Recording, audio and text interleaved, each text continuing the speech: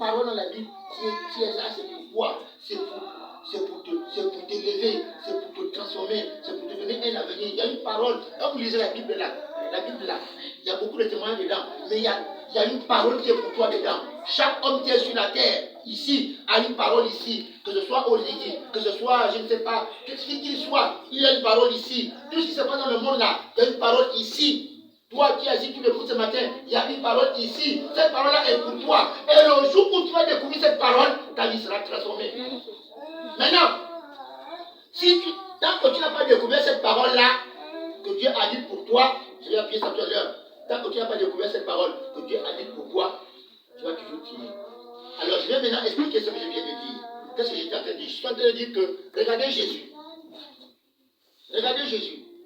Quand Jésus est allé se faire baptiser, voyez non, il a se fait baptiser. La Bible déclare que, quand il a vu Jean, quand Jean l'avait vu, Jean d'abord a demandé à Dieu un signe.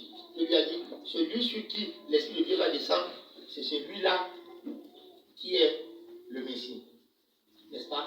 Quand Jésus est venu se faire baptiser, on dit qu'il y a une parole qui est sortie, non? Celui-ci est mon fils bien-aimé, en qui j'ai mis tout mon affection. C'était la parole de sa vie.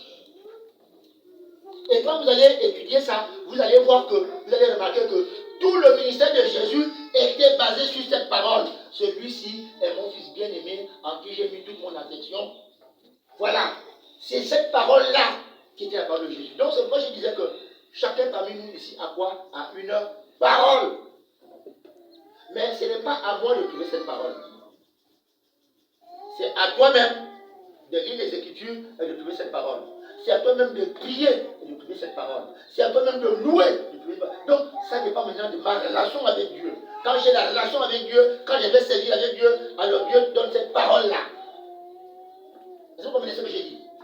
Donc, tu peux aller chez le gaga va te tromper. Tu peux aller je ne sais pas où, tu ne trouveras pas de solution. C'est comme on dit, ne vous confiez pas aux hommes, confiez-vous en Dieu. La Bible dit, j'ai des plans de paix et non de malheur pour vous. Afin de vous donner quoi?